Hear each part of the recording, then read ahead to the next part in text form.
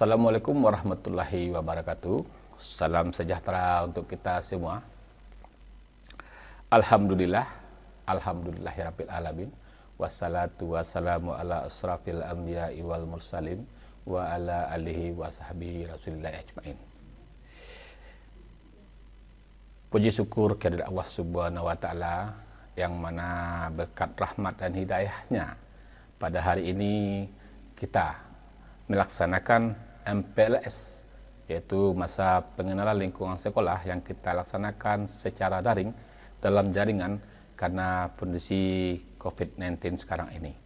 Selanjutnya, selawat beriringan salam tidak lupa kita haturkan kepada Nabi besar kita Muhammad Sallallahu Alaihi Wasallam.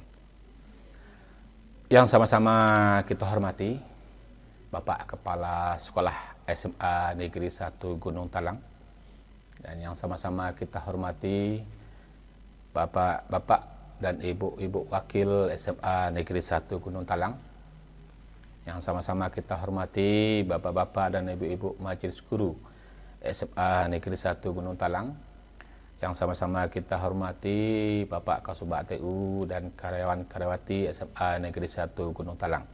Selanjutnya, yang sama-sama kami sayangi, kami cintai, yaitu anak-anak kami, siswa kelas 10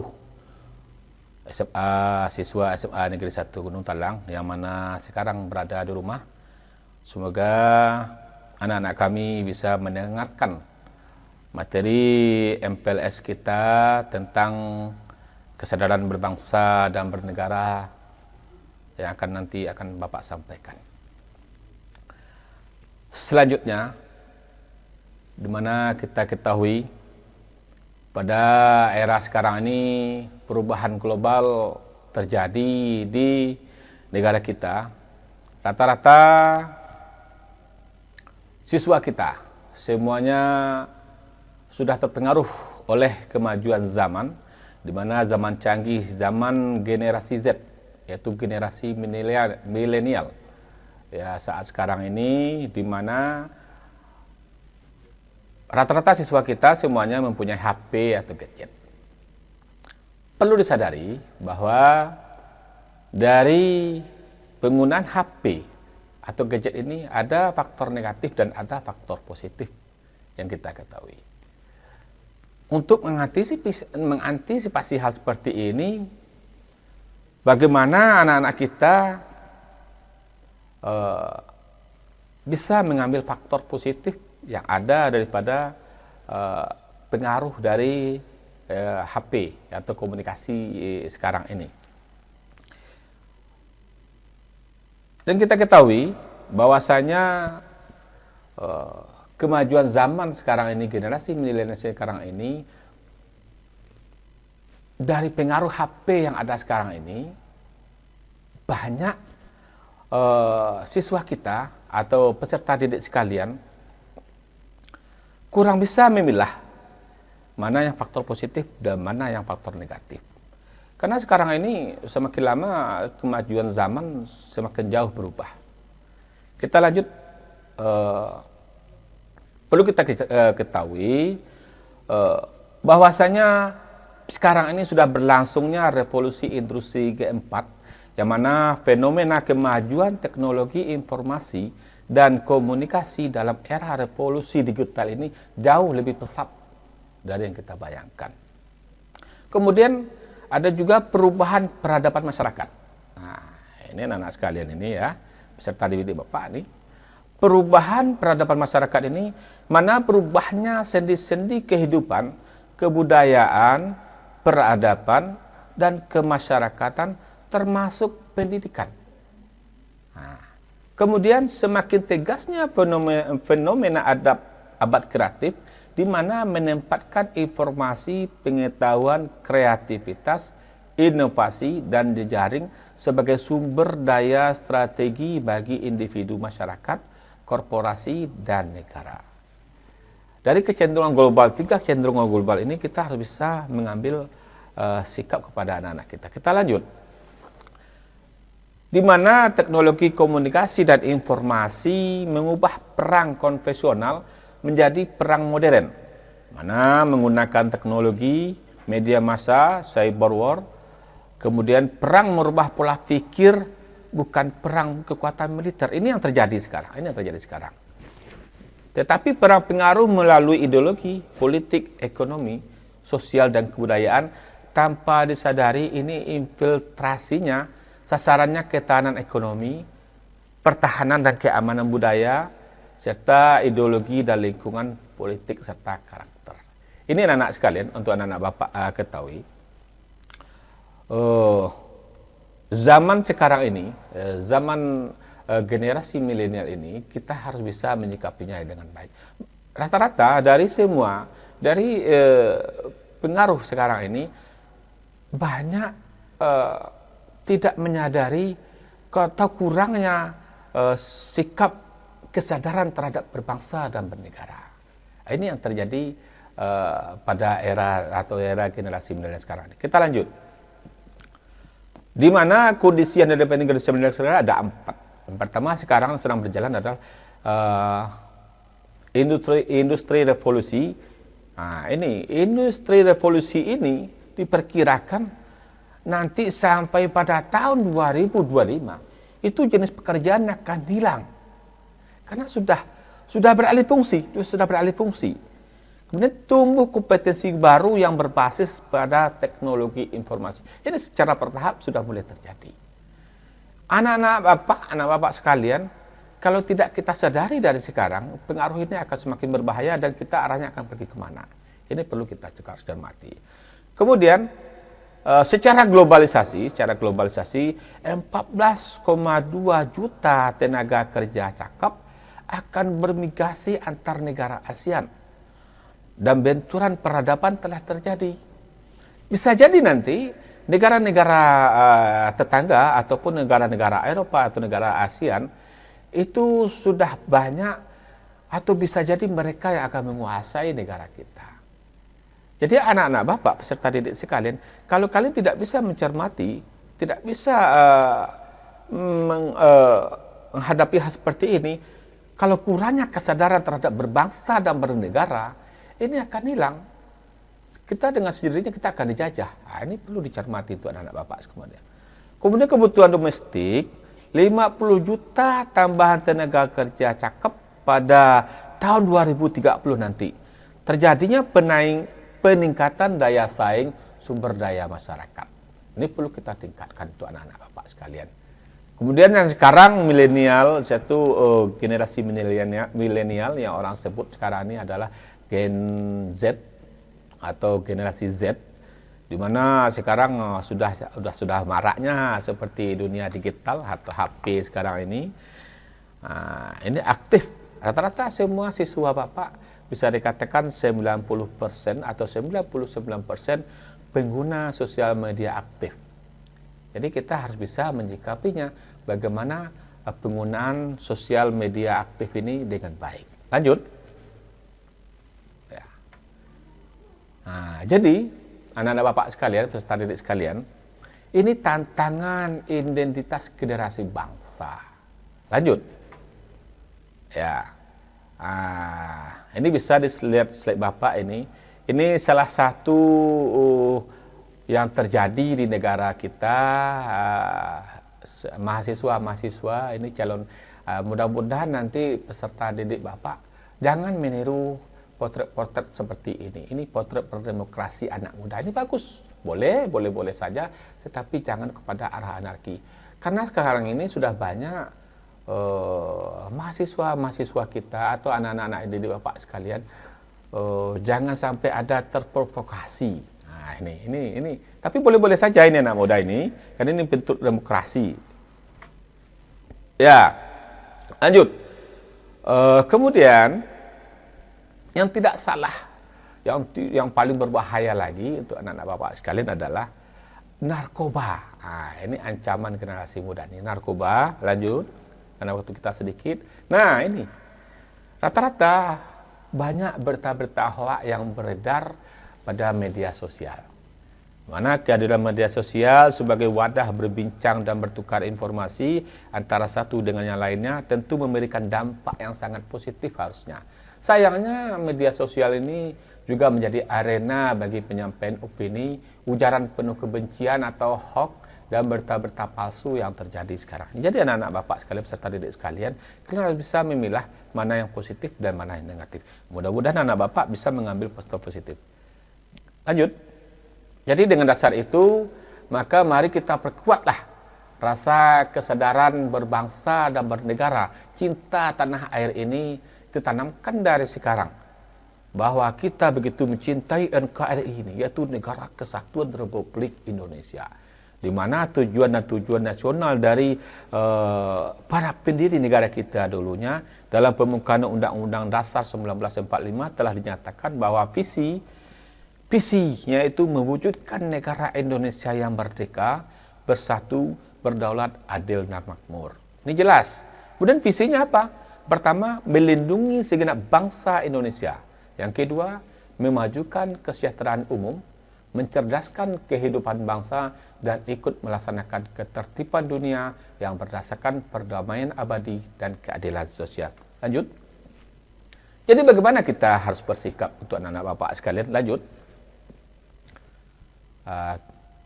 Kita harus tahu situasi dan kondisi negara dan bangsa kita saat ini. Nah, ini perlu. Kita harus punya wawasan kebangsaan dan kesadaran berbangsa dan bernegara tersebut.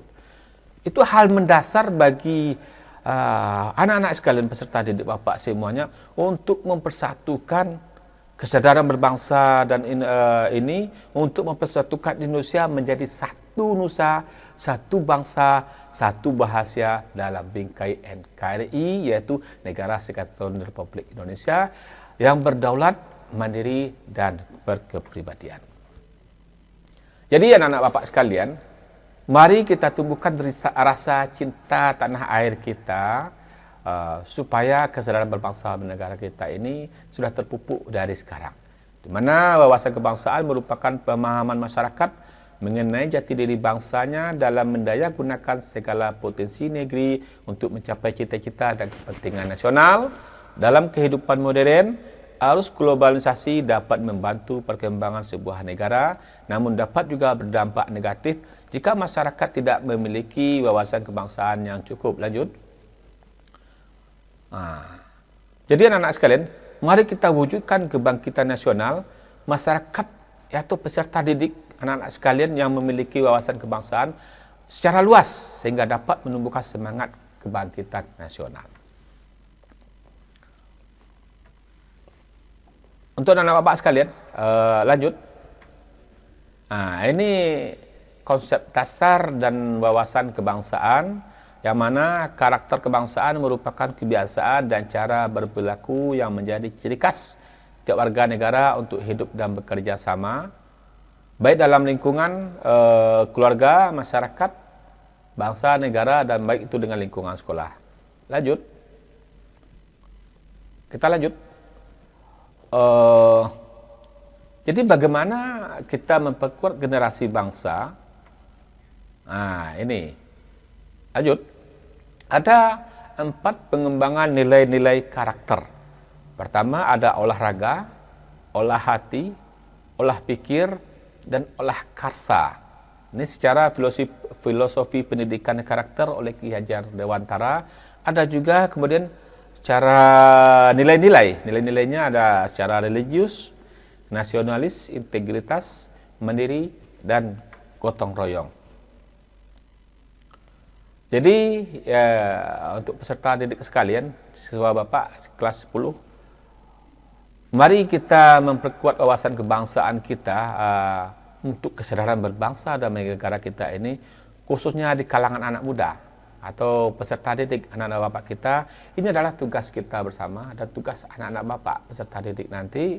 Semoga semakin cinta, semakin sadar terhadap negara, semakin merasa memiliki, supaya kita bisa memajukan NKRI, yaitu Negara Kesatuan Republik Indonesia, supaya kita tidak dijajah, baik itu oleh negara-negara tetangga ataupun negara-negara asing yang seperti terjadi pada masa-masa terdahulu, dan kita bisa merdeka dan bisa diambil alih oleh generasi bangsa, oleh anak-anak Bapak sekalian. Terima kasih untuk anak-anak Bapak sekalian. Semoga materi singkat kita pada hari ini semoga bermanfaat dan bisa kita ambil hikmahnya.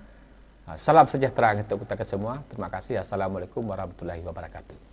Assalamualaikum warahmatullahi wabarakatuh. Salam sejahtera untuk kita semua. Kita berjumpa lagi anak-anak Bapak dalam MPLS, yang mana masa pengenalan lingkungan sekolah yang dilaksanakan secara daring dalam jaringan.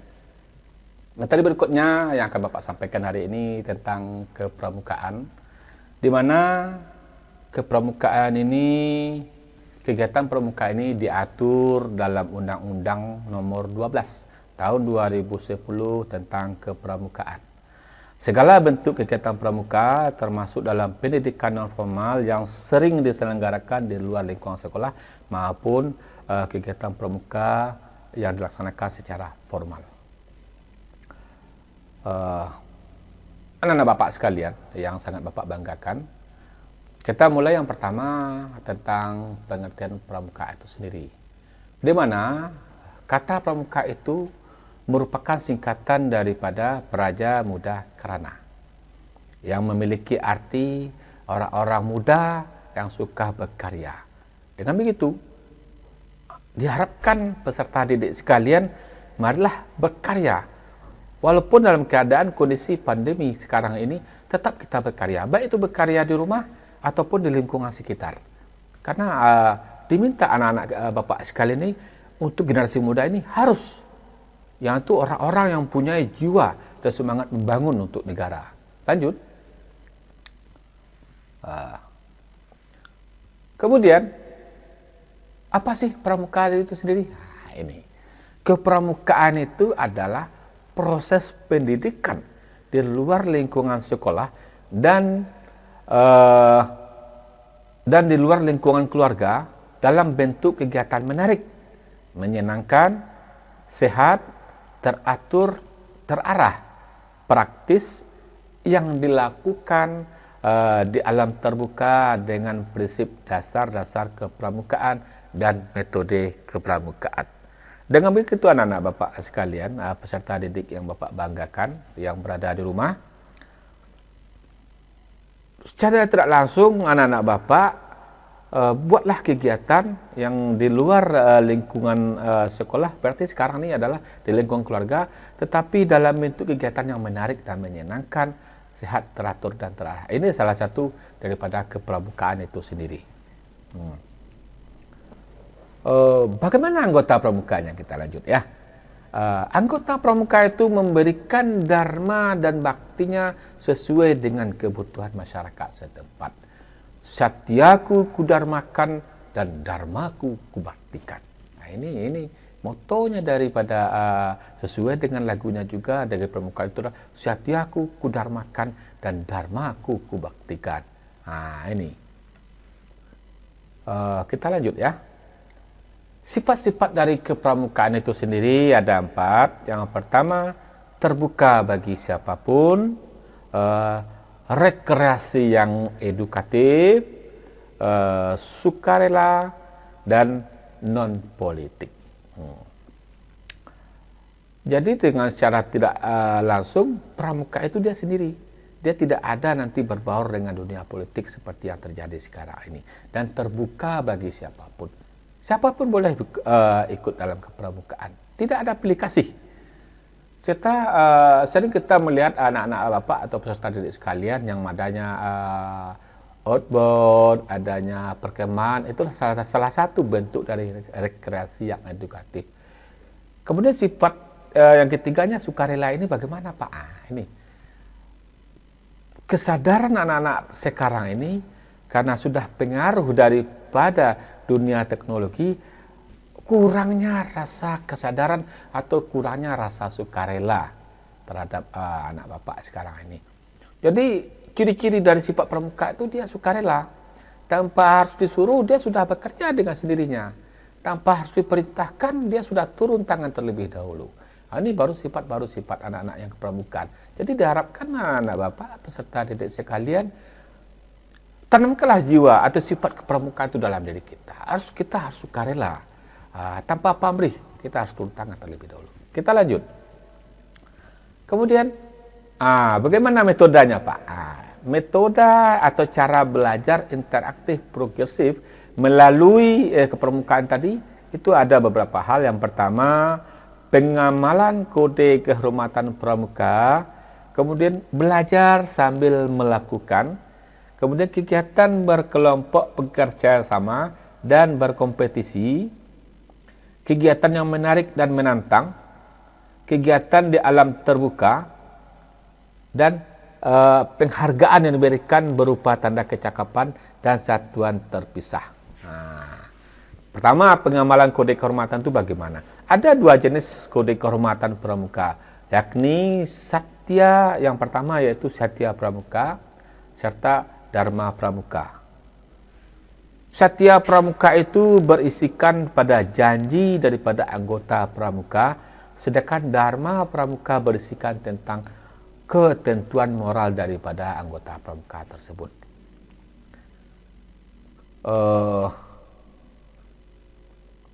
Belajar sambil melakukan, kemudian kegiatan berkelompok, bekerja sama dan berkompetisi. Ini berkelompok, bekerja sama dan berkompetisi ini adalah dalam bentuk hal-hal yang positif, dalam bentuk yang membangun.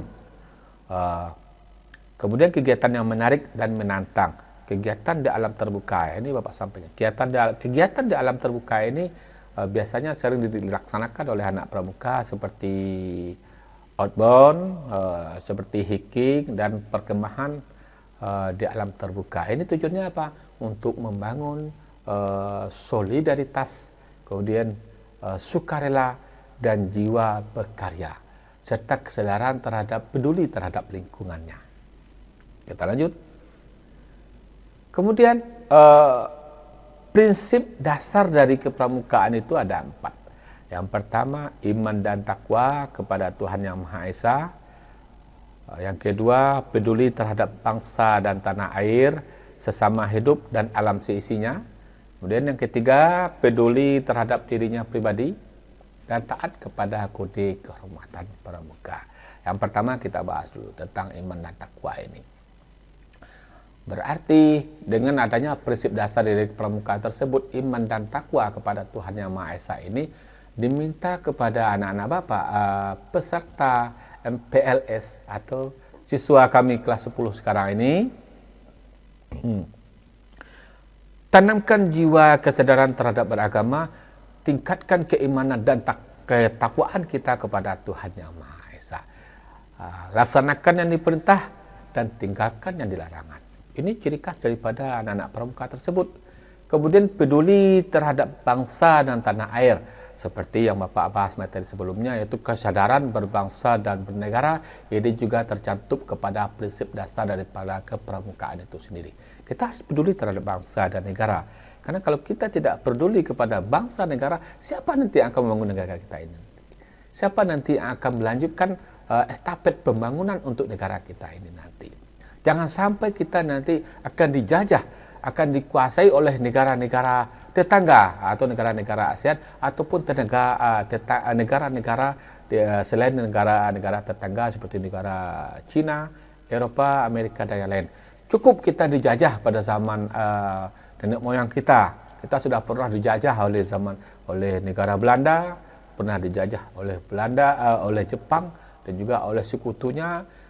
Sekarang jangan sampai hal itu terjadi lagi. Maka itu mari kita tingkatkan kepedulian kita terhadap bangsa dan tanah air ini. Bagaimana perjuangan daripada nenek moyang kita terdahulu ini kita pertahankan, dan sekarang kita masih juga berjuang, masih juga membangun untuk negara dan bangsa yang baik, demi negara kesatuan Republik Indonesia. Mari kita tingkatkan kepedulian kita terhadap bangsa dan negara ini.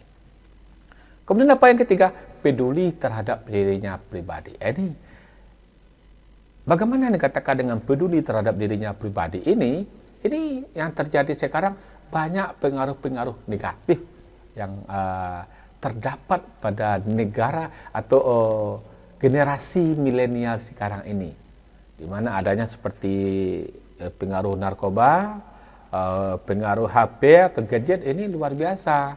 Jadi diperlukan kepeduliannya terhadap diri pribadi, harus kita jaga diri kita sendiri tersebut, jangan sampai terhanyut dengan yang berbaur atau pada yang sikap-sikap negatif. Kemudian yang tadi yang Bapak sampaikan yang terakhir, taat kepada kode kehormatan pramuka, di mana kode tadi ada dua, Satya Pramuka dan Dharma Pramuka. Sesuai dengan motonya, Satya Kudarmakan, Dharmaku Kubaktikan. Jaya selalu Pramuka. Oke, terima kasih. Demikian materi singkat yang telah Bapak sampaikan untuk anak-anak Bapak sekalian. Walaupun kita tidak bisa bertatap muka langsung, tetapi dengan materi yang Bapak sampaikan secara daring atau secara dalam jaringan sekarang ini, semoga bermanfaat untuk anak-anak Bapak sekalian, untuk peserta didik sekalian. Semoga dapat diambil kesimpulan, dan marilah menjadi jiwa muda, anak-anak muda yang berkarya, berinovasi dan kreatif untuk membangun negara kesatuan Republik Indonesia untuk kedepannya bisa jauh lebih baik lagi, terutama untuk SMA Negeri 1 Gunung Talang. Tidak banyak yang Bapak sampaikan. Terima kasih. Wabillahi taufiq wal hidayah. Wassalamualaikum warahmatullahi wabarakatuh. Assalamualaikum warahmatullahi wabarakatuh. Salam sejahtera untuk kita semua. Selamat berjumpa kembali kepada anak-anak kami peserta didik siswa kelas 10 SMA Negeri 1 Gunung Talang, di mana dalam rangka masa pengenalan lingkungan sekolah yang dilaksanakan dalam jaringan. Pada hari ini Bapak sedikit menyampaikan dari ulasan materi kita tadi tentang kesadaran berbangsa dan bernegara serta dengan kepramukaan. Salah satu bentuk yang dilaksanakan di sekolah atau di SMA Negeri 1 Gunung Talang, sekolah kita sekarang ini, kesadaran berbangsa dan bernegaranya bisa kita lakukan untuk membentuk disiplin dan jiwa patriotnya terhadap negara. Kita mulai dari lingkungan terkecil dengan adanya organisasi yang didirikan di SMA Negeri 1 Gunung Talang, yaitu berupa Polsis, yaitu polisi siswa. Apa tujuannya?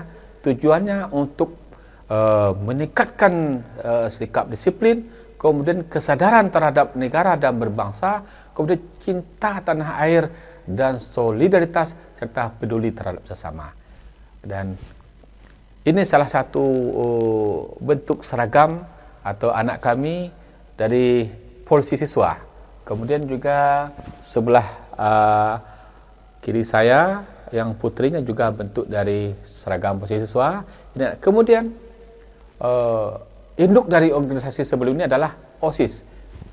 Dan ini salah satu dari alma mater atau organisasi siswa yang ada di sekolah. Semua organisasi yang ada di SMA Negeri 1 Gunung Talang ini sebuah organisasi di bawah payung atau di bawah kekuasaan daripada OSIS. Semuanya tidak terlepas daripada OSIS. Kemudian yang terakhir adalah tentang kepramukaan, dan sebelah Bapak ini adalah salah satu siswa kita yang terlibat dalam kegiatan kepramukaan. Semoga anak-anak Bapak nanti siswa kami kelas 10 dengan adanya contoh dari kakak-kakak kamu ini, semoga nanti anak-anak Bapak kelas 10 ada jiwa dan ada keinginannya untuk kesadaran berbangsa dan bernegara serta timbulnya rasa jiwa kepramukaan dalam dirinya. Marilah bergabung kepada organisasi-organisasi tersebut, dan tidak terlepas daripada kegiatan induk terbesarnya yaitu organisasi siswa. Demikian sekelumit ulasan tentang kegiatan yang ada di sekolah kita. Semoga bermanfaat, dan mari selamat bergabung kepada anak-anak kami sekalian. Semoga mari kita berkarya, berkreasi dan berkreatif serta inovatif. Terima kasih. Assalamualaikum warahmatullahi wabarakatuh.